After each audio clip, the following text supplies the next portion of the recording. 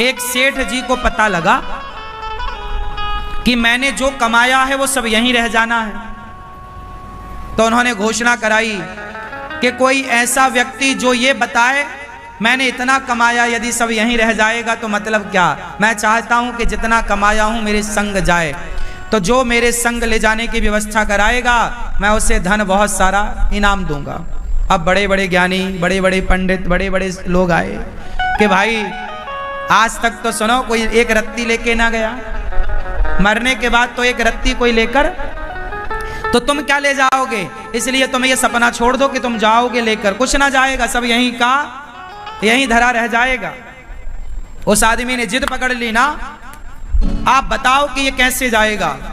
तब एक संत जी आए, नारायण नारायण जपते हुए, श्रीमन नारायण। ए भैया क्या भीड़ लगा रखी है। राजा वो सेठ बोला, महाराज मैंने इतना कमाया है, इतना धन दौलत जुटाया, और ये सारे लोग कह रहे हैं कि तेरा यहीं छूट जाएगा।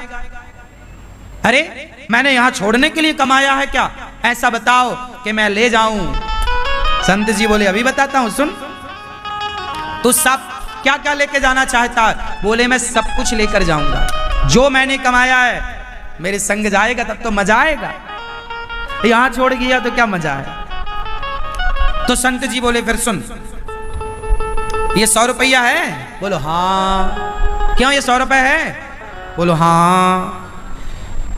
संत जी ने कहा, ये बता, ये 100 रुपए भारत का 100 रुपए है, क्या अमेरिका में इसकी वैल्यू 100 रुपए है। बोलो, क्या अमेरिका में इसकी वैल्यू 100 रुपए है, तो कितनी है।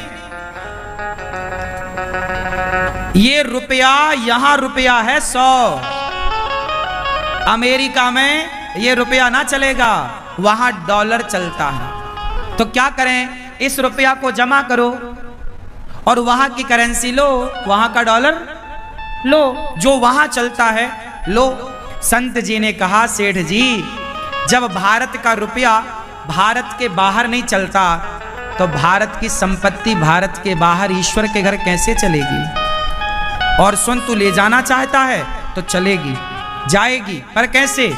जैसे रुपए को हमने डॉलर में कन्वर्ट कराया, रुपए को किस में कन्वर्ट कराया, डॉलर में, उसी तरह तू अपनी जितनी दौलत लेकर जाना चाहता है उस संपत्ति को पुण्य में कन्वर्ट करा ले, पुण्य में लगा। जब तू अपनी दौलत किसी भूखे के भोजन में, भूखे की भूख मिटाने, प्यासे की प्यास मिटाने, किसी बेसहारा को सहारा देने, किसी के सिर पे छाया नहीं तो छाया देने में, जब तू सेवा में सब खर्च करेगा तो जितना तूने खर्च किया है वो सब का सब उससे बढ़कर तुझे वहां प्राप्त होगा। वो तेरे संग चलेगा, वो तेरे संग चलेगा। तो आप लोग भी कुछ धन दौलत, कुछ संपत्ति संग ले जाना चाहते हो तो आप भी कुछ पुण्य कर लो, क्योंकि पुण्य ही संग जाएगा। धनानि भूमौ पशवश्च गोष्ठे नारी गृहद्वारी जनः श्मशाने देहश्चितायाम परलोक मार्गे धर्मानुगो गच्छति जीव। ये कहा। चलो बताओ, रुपया पैसा कहां तक साथ देता है। बोलो, मेरी मां जीते जी तक, जिंदा हो तो रुपया पैसा साथ दे सकता है। अच्छा, पत्नी कहां तक साथ देती है। बोलो, कहां, द्वार तक। धनानि भूमौ, धन संसार तक। पशवश्च गोष्ठे, पशु पक्षी गौशाला घुड़शाला तक साथ देंगे। नारी गृहद्वारी, नारी दरवाजे तक साथ देगी। नारी गृहद्वारी जनः श्मशाने, लोग शमशान तक साथ देंगे।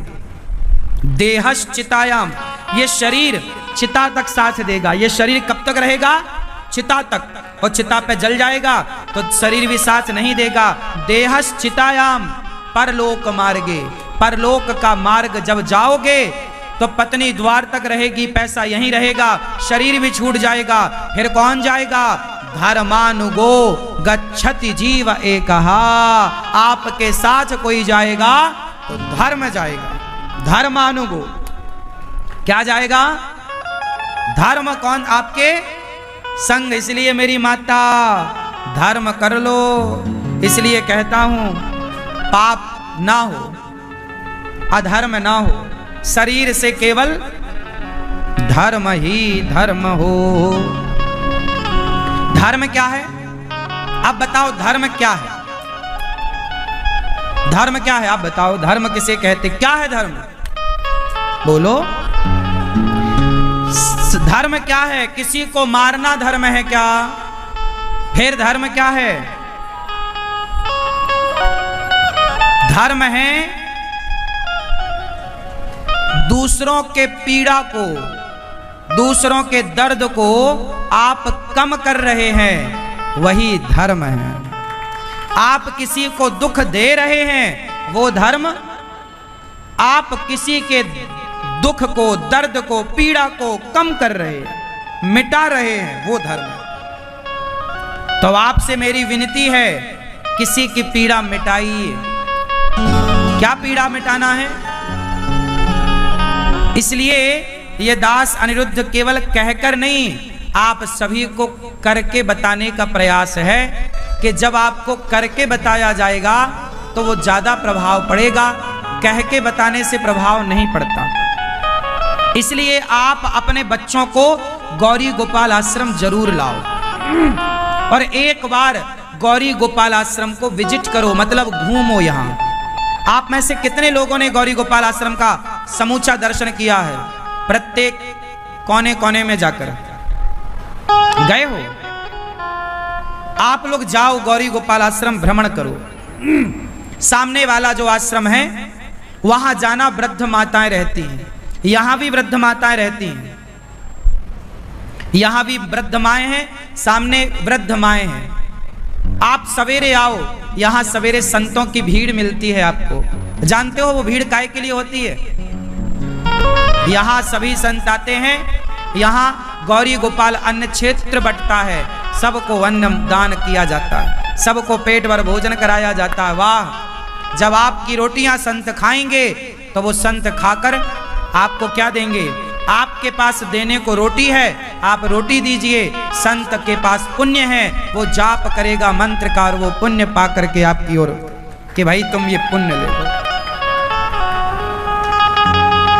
इसलिए शास्त्रों ने कहा है कि दानम दुर्गति नाशनम। सुनो, मैंने बहुत पहले एक चिड़िया की कथा सुनी, कहो तो सुनाओ। सुनाओ, सुनो। एक चिड़िया थी और उस चिड़िया का परिवार था। उसका एक अपना चिड़ा भी था, मतलब उसका पति। चिड़िया चिड़ा के साथ रहा करती थी। एक घोंसला था जंगल में, घनघोर जंगल था, कोई आता जाता नहीं। एक सुंदर सा घोंसला बनाया चिड़िया ने और अपने परिवार के साथ, अपने पति, चिड़िया, बच्चों के, उसके छोटे छोटे बच्चे घोंसले में आनंद से रहते। एक दिन ना जाने कहां से वहां एक शिकारी पहुंच गया, बहेलिया। बड़ा दुष्ट था, निर्दयी था वो बहेलिया। पूरे जंगल में वो ढूंढा, उसे कोई पक्षी ना मिला बहेलिया को। एक पेड़ की छांव में जाकर बैठा, लेकिन वो बहेलिया ना रास्ता भटक गया था। बहेलिया भी जंगल में रास्ता भटक गया और संयोग देखिए कि भटकते भटकते वो उसी पेड़ के नीचे जाकर बैठा जिस पेड़ पर चिड़िया का घोंसला था। जब वो वहां बैठा तो वो भूख भूख चिल्ला रहा था, भूख लगी है, मैं मर जाऊंगा। पर वो जंगल में सुनने वाला कौन था? उसे एक भी पक्षी ना मिला, क्योंकि वो मांसाहारी था, पक्षी मारता, पका के खाता, पर मिला ही नहीं। तो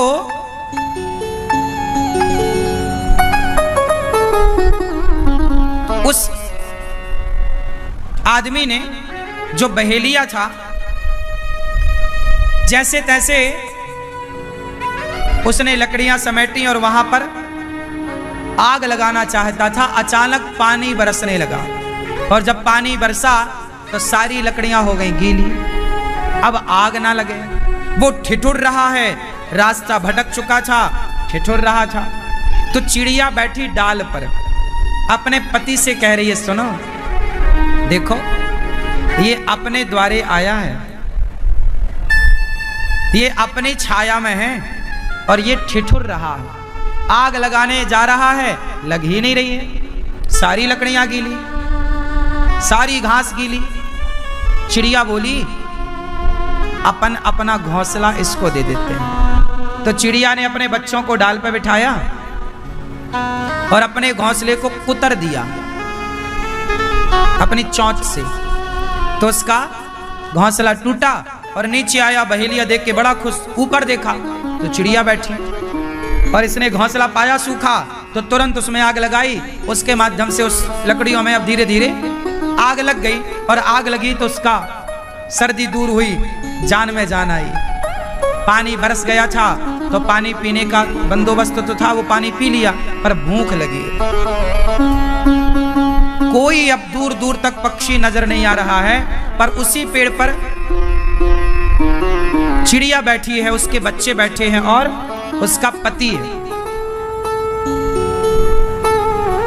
चिड़िया बोली अपने पति से, इसे भूख लगी है और ये हमारा अतिथि है और द्वार पे आया अतिथि, उसे भोजन देना हमारा, तो क्या दें। अब वो बहेलिया भी बार बार चिड़िया को देखे और वो बार बार निशाना लगाए, बार बार निशाना लगाए। उसे लगे कि कहीं चिड़िया उड़ ना जाए, पर वो चिड़िया तो खुद बैठी थी। उसने निशाना लगाया भी, धनुष उठाया, बाण चढ़ाया, उसको लगा ये चिड़िया मर जाएगी तो मेरा बंदोबस्त हो जाएगा।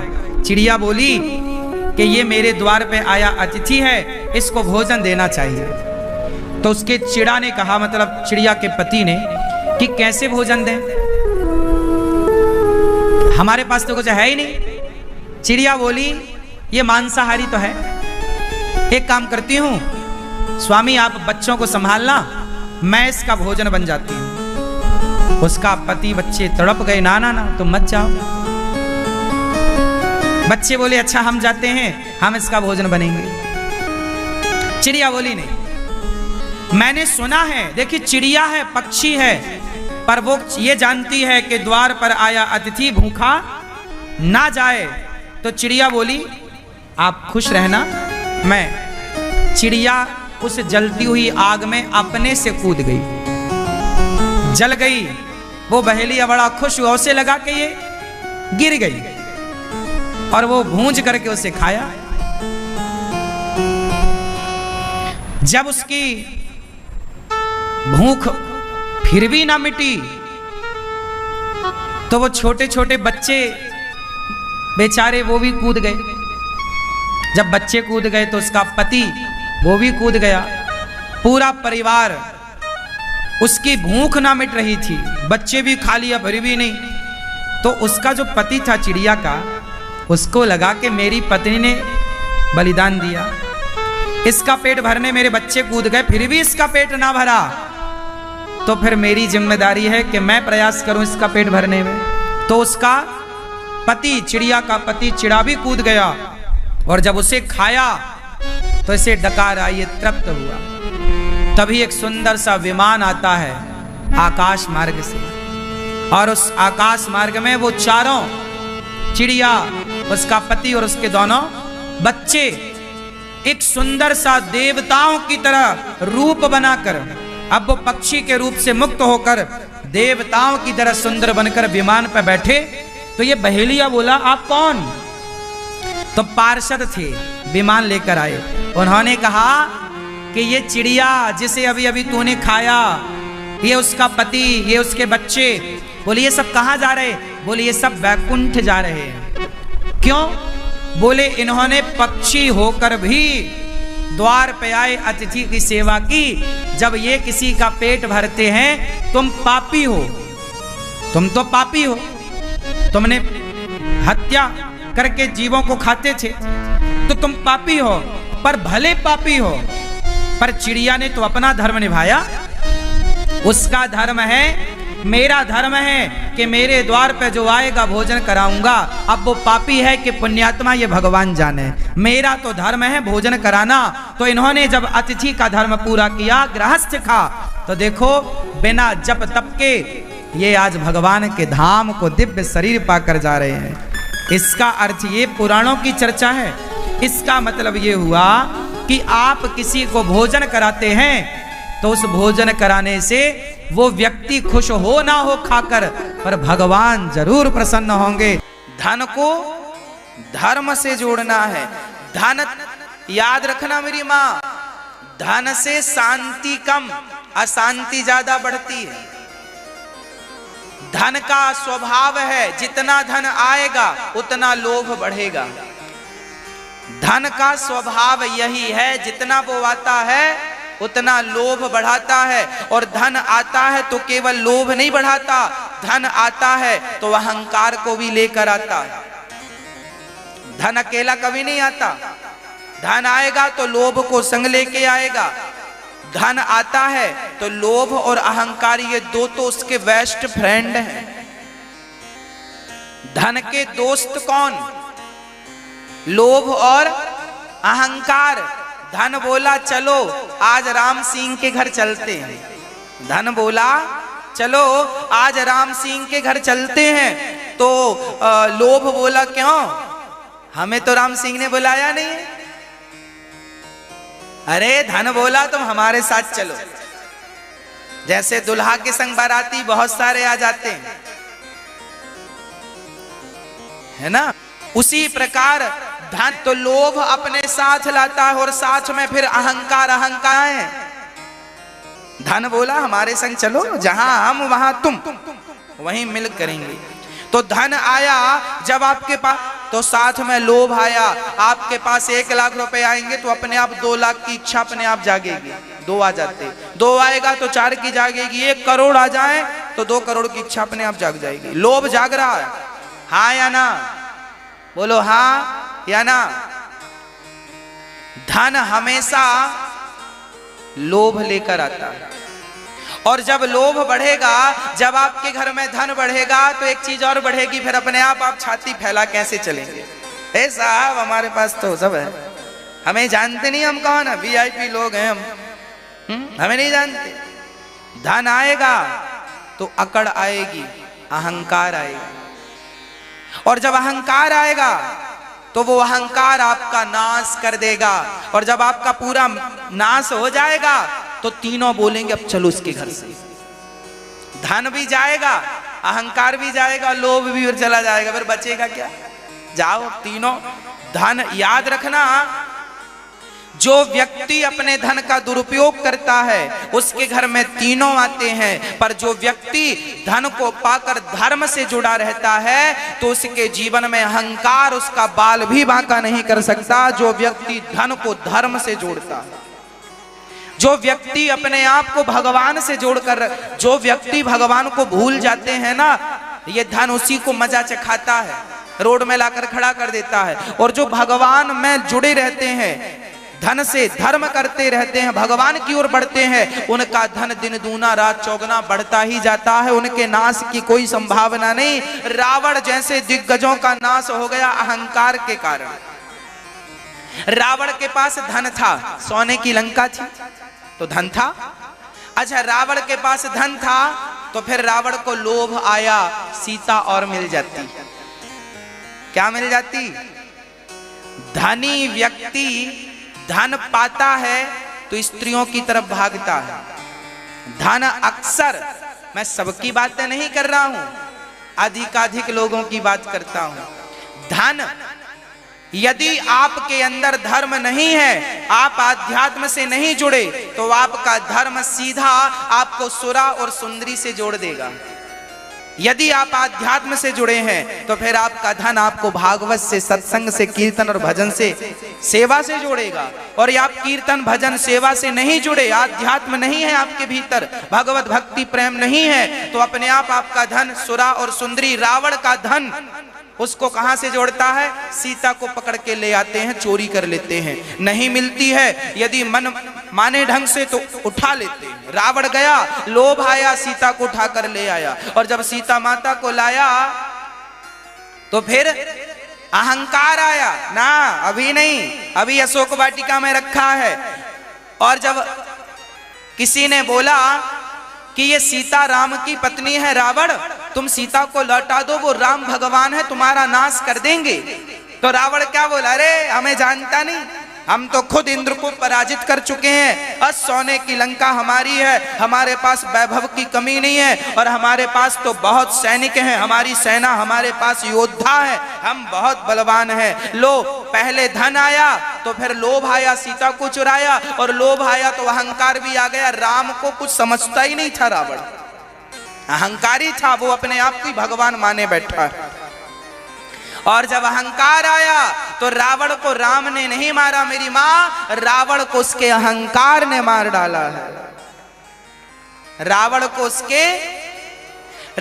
को हनुमान जी ने हनुमान जी कौन है, रावण के गुरु शंकर जी हैं, और हनुमान जी रुद्र अवतार हैं, 11वें रुद्र हैं, हनुमान जी गुरु हैं। हनुमान जी गए हैं, रावण मैं उस राम का दास हूं जिस राम की तुमने सीता माता को चुराया है, मेरी मां है सीता, और तुमने गलत किया। एक काम करो, अभी अपने साथ सीता मां को आगे करके ले जाओ, राम के चरणों में पहुंचाओ और तुम लेट जाओ, राम तुम्हें क्षमा कर देंगे। रावण का गुरु बोल रहे हैं हनुमान जी पर, रावण अपने गुरु की पूंछ में आग लगवा रहा है। ये देखो उसकी बुद्धि भ्रष्ट हो गई, अपने गुरु की पूंछ में आग लगवाता है। क्या रावण जानता नहीं था कि ये हनुमान जी कौन है? रावण त्रिकालज्ञ था, रावण कोई ऐरा गहरा नत्थु खैरा नहीं था, रावण बड़ा ज्ञानी था वेद पुराण का। रावण क्या जानता नहीं था कि ये शंकर जी के अवतार हनुमान जी हैं? सब जानता था रावण।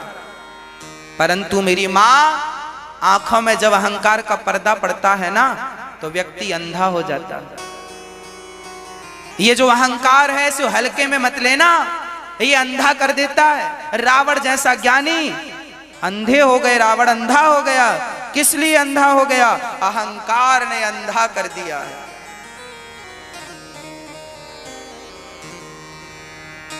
और किसने अंधा किया है? रावण ने देवताओं को जीत लिया। याद रखना, रावण ने देवताओं को जीत लिया, पाताल को जीत लिया, नागलोक को जीत लिया, सारे दिग्गज राजाओं को जीत लिया, पर अपने अंदर के काम वासना को ना जीत सका, जिसके कारण उसका सर्वनाश हो गया। जब धन आता है तो लोभ और अहंकार आता है, और अहंकार आएगा तो सर्वनाश हो जाएगा।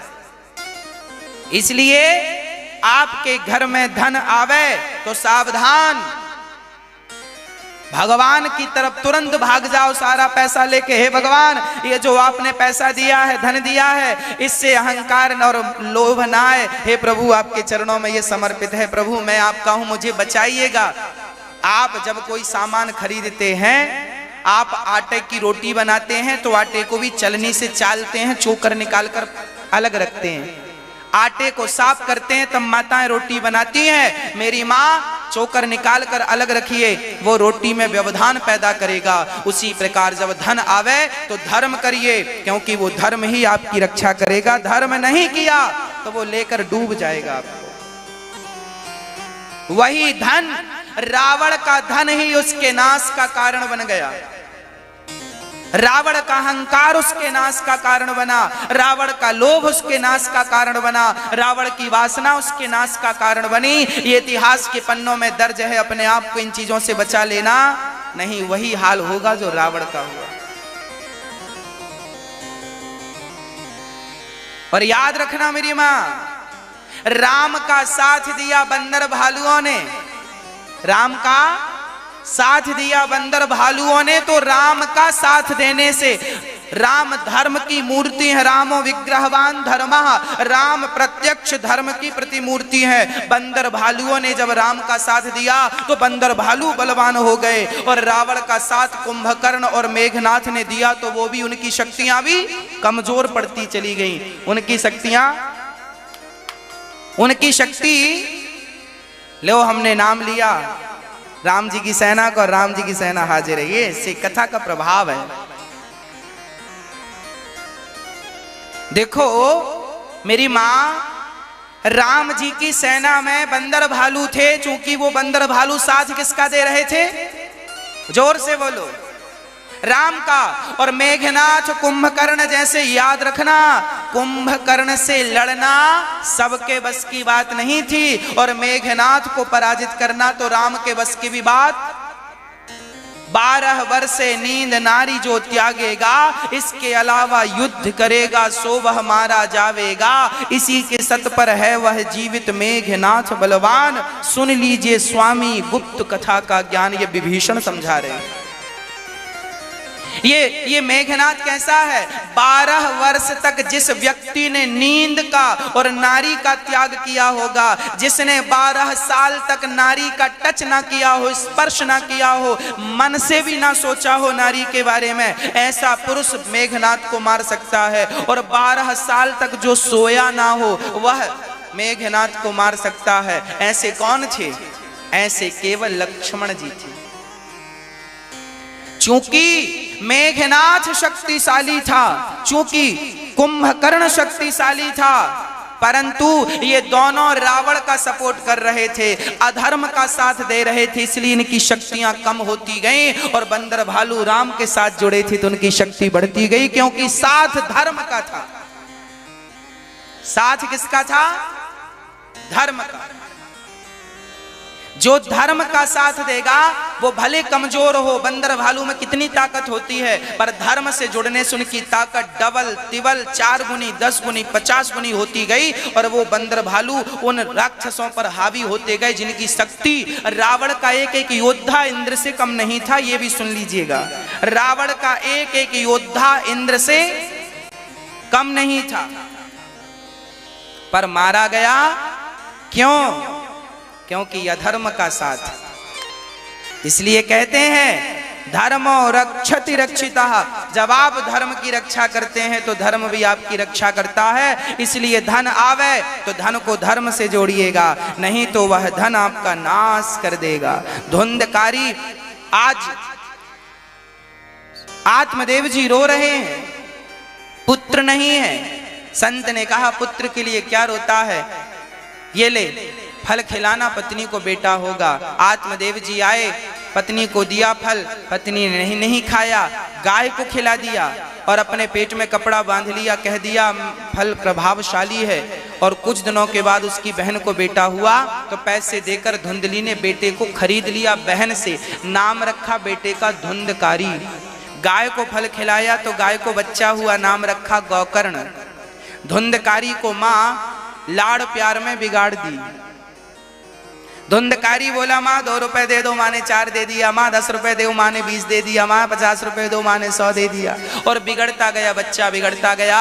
मेरी माँ सावधान, ज्यादा लाड़ ज्यादा प्यार तुम्हारे बच्चों को बिगाड़ देगा।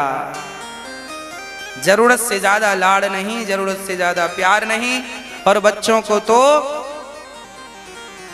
जितना आप तपाओगे उतने बच्चे निखर के आगे आएंगे।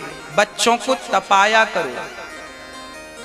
आजकल आप लोग बच्चों को तपाते नहीं है, तपस्या नहीं। तपस्या का अर्थ परिश्रम नहीं है। आजकल बच्चे सुकुमार हो गए हैं, कोई परिश्रम नहीं है, पसीना नहीं निकलता। एसी में बैठ करके बेचारे इतने सुकुमार हैं, एसी के कमरे में बैठ के पढ़ते हैं। जबकि हमारे यहाँ पढ़ाई कैसी थी, लाइट नहीं थी तो दिया जलाकर पढ़ते थे। सारी पढ़ाई दिन में कर लेते थे, रात के लिए कुछ बच जाए तो दीपक जलाकर पढ़ते थे। नींद खुल जाए फिर पढ़ने लगते थे। अरे शिक्षा को पाने के लिए परिश्रम करना पड़ता है, त्याग करना पड़ता है। अब कोई त्याग ना करे, विद्वान हो जाए। धुंधकारी की माँ धुंधली ने लाड़ कर करके धुंधकारी को बिगाड़ दिया। अब धुंधकारी जुआ खेलता है, शराब पीता है, परिस्त्रियों का संग करता है। एक दिन तो लाठी लेकर आया और अपने पिता से बोला लाओ पैसे तुमने कहाँ जमा के रखे। पिता ने कहा बेटा तुमने सारा जुए में शराब में उड़ा दिया, बचा कहाँ है। पैसे नहीं दिए तो पिता की पीठ में 2 लाठियां बरसाई धुंधकारी ने। पिता रोने लगे, मेरा बेटा मुझे मारता है, रोने लगे। तब गौकर्ण जी महाराज वहां पर आ गए और गोकर्ण जी देखिए अपने पिता को उपदेश करते हैं। गोकर्ण जी ने कहा, देहे स्थिमांस रुधिरे भीमतिम त्यजत त्वं जाया सुतादिषु सदा ममतां विमुञ्च पश्यानिशं जगदिदं क्षणभङ्गनिष्ठं वैराग्यरागरसिको भवभक्तिनिष्ठः।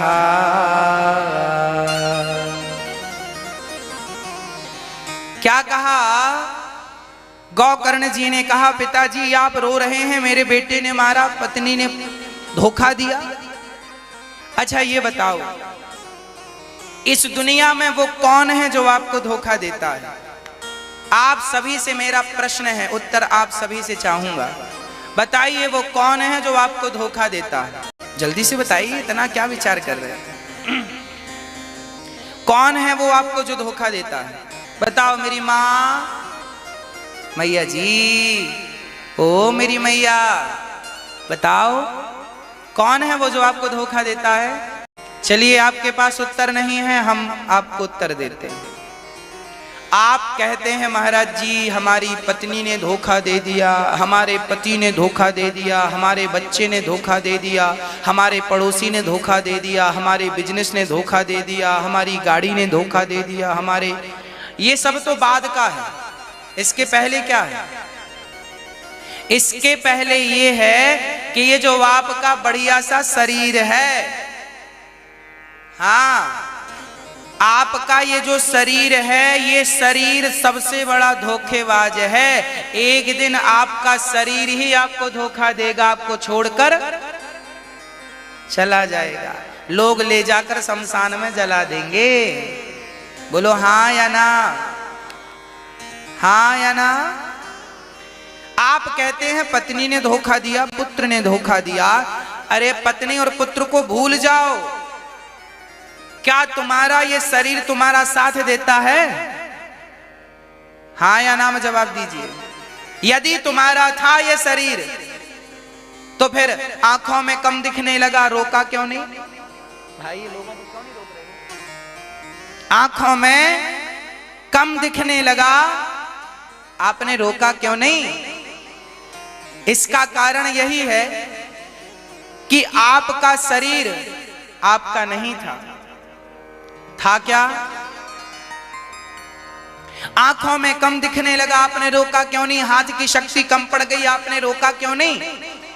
इसका अर्थ यही है कि आपका शरीर आपके पास होता हुआ भी आपका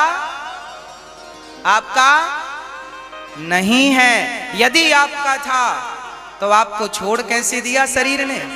आपका साथ क्यों छोड़ दिया शरीर ने? क्यों छोड़ दिया? सबसे बड़ा धोखेबाज तो ये शरीर है और एक दिन ये आपको धोखा देगा। इसलिए कहता हूं, जब पता ही है कि ये धोखा दे देगा तो पहले से सावधान रहो ना। धोखा दे के पहले भगवान को पालो, बाद में धोखा मिले तो मिले। अब भगवान को पा लिए हमने, जिसके लिए आए थे वो मिल गए, अब तो धोखा मिल जाए। भाई हमारी नौका डूबी तो, पर किनारे डूबी तो हम तो बच जाएंगे, और बीच में डूबी तो फिर डूब जाएंगे। भाई नौका डूब जाए, हमें पता है कि नौका में छेद हो गया है, हमें पता है कि पानी भर रहा है, तो एक काम करो, जल्दी जल्दी नाव चलाओ, किनारे तक पहुंचा लो।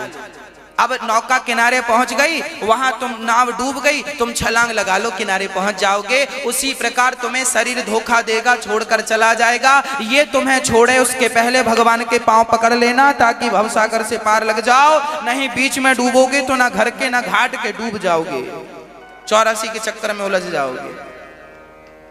इसलिए कहता हूं सावधान। साथ तो ये शरीर भी नहीं देता, फिर आप कह रहे हो पत्नी ने साथ नहीं दिया।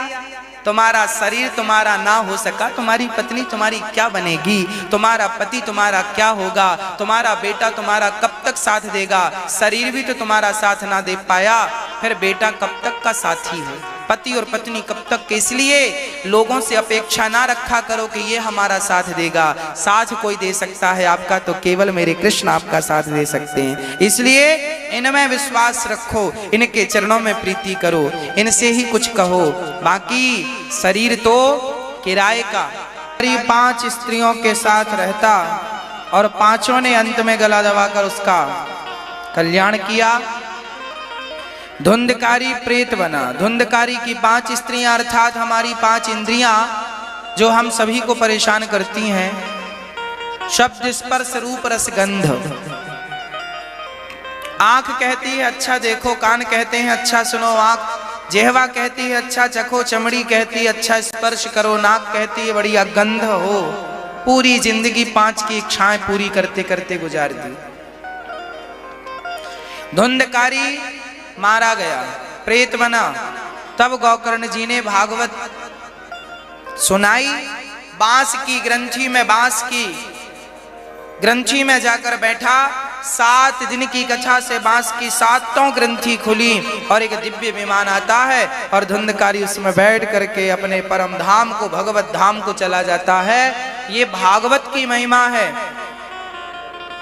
जिस पापी को गया श्राद्ध सतेनापि मुक्तिर्मेना भविष्यति, जिस पापी को गया श्राद्ध ना तार सका, ऐसे पापी को भागवत जी ने तार दिया, धुंधकारी को तार दिया। भागवत जी तार देती। अब किस प्रकार नारद जी का प्रश्न था और उसका समाधान हुआ। बिहारी जी प्रकट हुए, साधु संत नृत्य करने लगे, भजन करने लगे भगवान के सामने।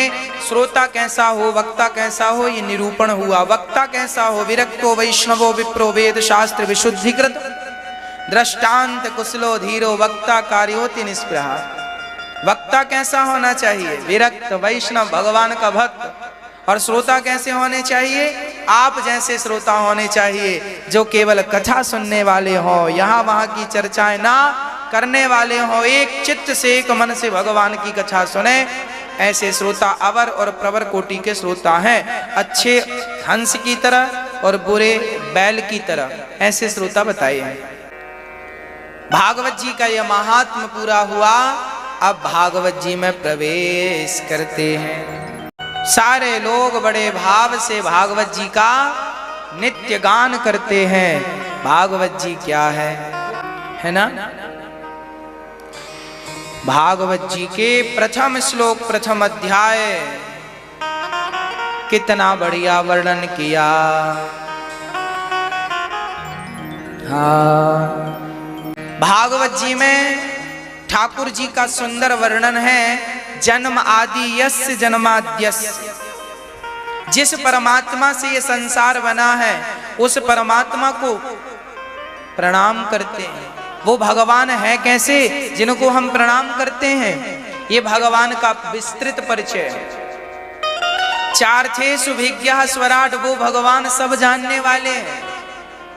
और जिस परमात्मा को ब्रह्मा ना समझ पाए, मुह्यन्ति यत् सूरया, बड़े बड़े यत् सूरी भगवान के दर्शन करके मोहित हो जाते हैं, भगवान में डूब जाते हैं। ऐसे भगवान जो यत्र त्रिसर्गो मृषा, जिनमें तीनों गुण नहीं है। हम सामान्य व्यक्ति सत्व गुण, रजोगुण, तमोगुण से बने हैं, पंच तत्वों से बने हैं। हम में 3 में से तीनों या एक तो है ही, पर भगवान तो त्रिगुणातीत हैं, तीनों गुणों से परे दिव्य गुण वाले भगवान।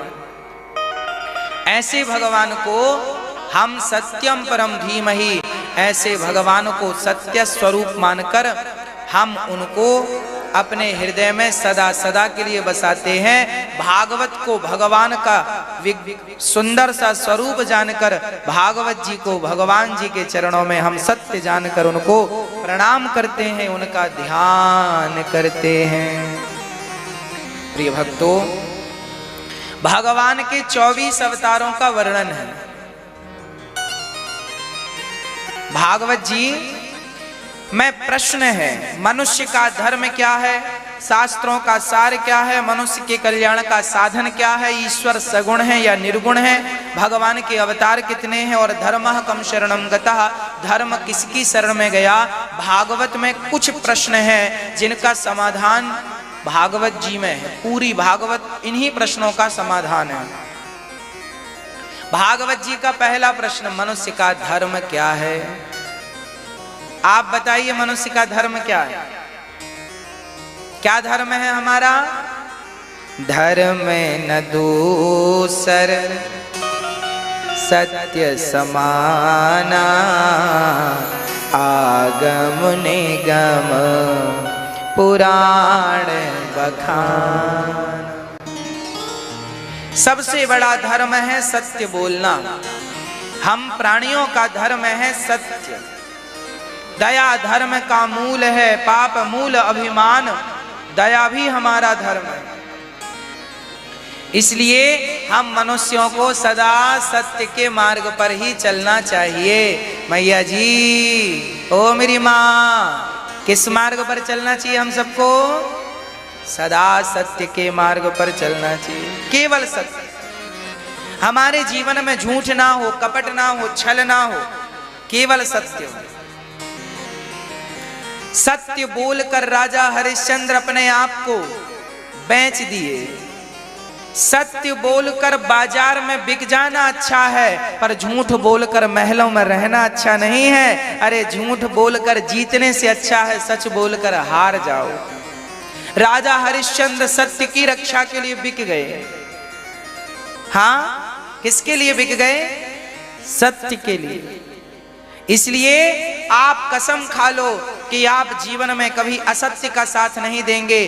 कौरव बात बात पर झूठ बोलते थे और पांडव कभी झूठ नहीं बोलते थे। इसलिए भगवान ने पांडवों का साथ नहीं दिया। भगवान ने पांडवों का साथ नहीं बल्कि सत्य का साथ दिया। ये पांडव सत्य के साथ थे, जो भगवान उनके साथ हो गए। कौरव झूठ थे, झूठे थे, भगवान ने उनका साथ नहीं दिया। इसलिए सदा सत्य का साथ देना चाहिए। हम सभी का धर्म है सत्य बोलना। शास्त्रों का सार है भागवत, शास्त्रों का सार है केवल भगवान के चरणों में प्रेम।